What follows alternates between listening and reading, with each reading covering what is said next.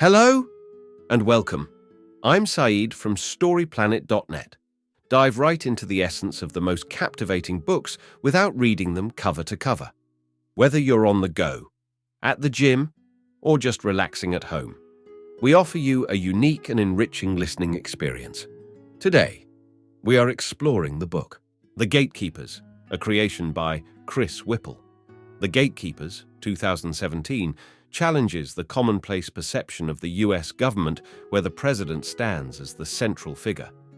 However, behind the scenes, the chief of staff plays a crucial role in controlling access to the president.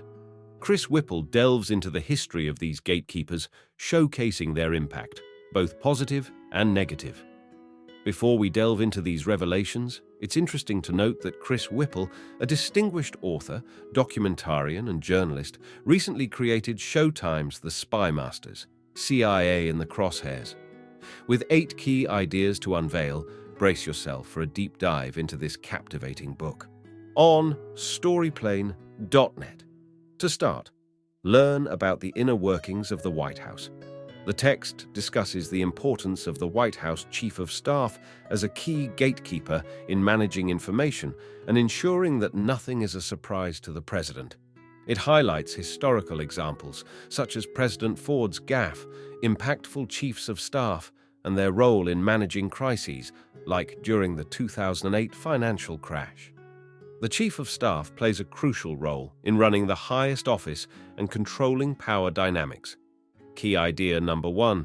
The modern form of the Chief of Staff position was established during Richard Nixon's presidency. Richard Nixon modernized the presidency by utilizing a Chief of Staff, H.R. Haldeman, to manage administrative processes and control access to the president. Despite Haldeman's efforts to keep Nixon focused and accountable, Nixon's involvement in the Watergate scandal led to his resignation.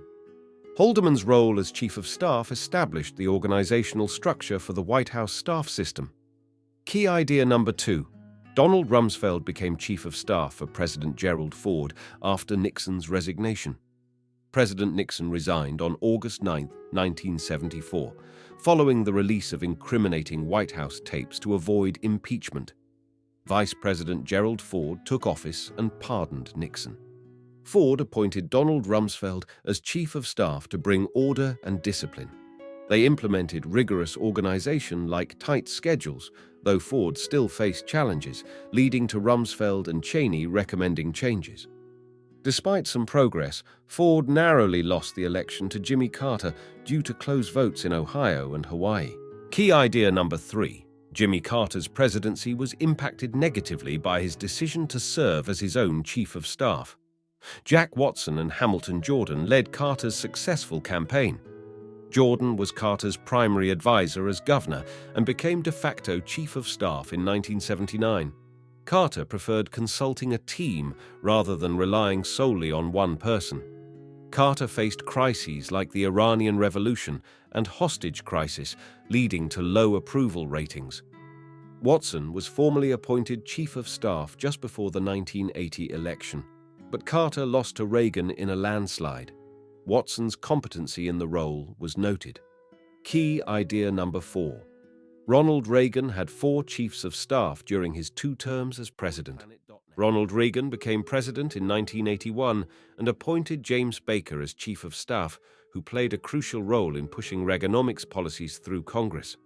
A recession followed due to massive tax and spending cuts, leading Baker to convince Reagan to raise taxes for economic recovery. Baker later switched roles with Don Reagan, whose lack of tact resulted in the Iran-Contra scandal. Howard Baker succeeded him, handling the aftermath. Kenneth Duberstein took over and helped Reagan leave a foreign policy legacy, including the famous "Tear Down This Wall" speech. Reagan is credited with contributing to the end of the Cold War. Key idea number 5. George H.W. Bush's tenure as a one-term president was influenced by challenges with his chief of staff. Former President Reagan was succeeded by George H.W. Bush, who appointed John Sununu as his chief of staff. Sununu's early success was marred by using military aircraft for personal trips, costing taxpayers $615,000. Bush replaced Sununu with Samuel Skinner, who struggled to lead effectively. Bush then turned to James Baker for help before the election, but it was too late to improve his re-election chances. Bush lost to Bill Clinton due to a tanking economy and Clinton's charisma, becoming a one-term president. Key idea number 6.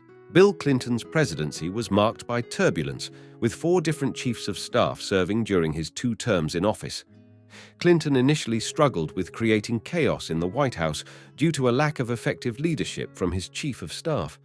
Leon Panetta took over as chief of staff, reorganized the White House, and helped rebrand Clinton as a charismatic leader after a rocky start. With Panetta's help, Clinton overcame public scrutiny, responded effectively to crises, and maintained approval ratings, ultimately winning re-election in 1996. Amidst controversies like the Lewinsky scandal, Panetta and his successors facilitated Clinton's use of executive powers for good, achieving various policy goals despite facing a Republican-controlled Congress. Key idea number 7. During George W. Bush's presidency, the vice president acted effectively as the chief of staff. George W. Bush's presidency was marked by Vice President Cheney's significant influence on national security policy, including the War on Terror and the Iraq War. Andy Card served as chief of staff, but Cheney held considerable power and pushed for aggressive security measures post 9/11, such as surveillance expansion and torture approval. Card resigned in 2006, replaced by Joshua Bolten, who brought more order to the White House and convinced Bush to remove Rumsfeld. Bolten also guided Bush through the 2008 financial crisis by implementing measures like purchasing toxic assets to prevent an economic collapse.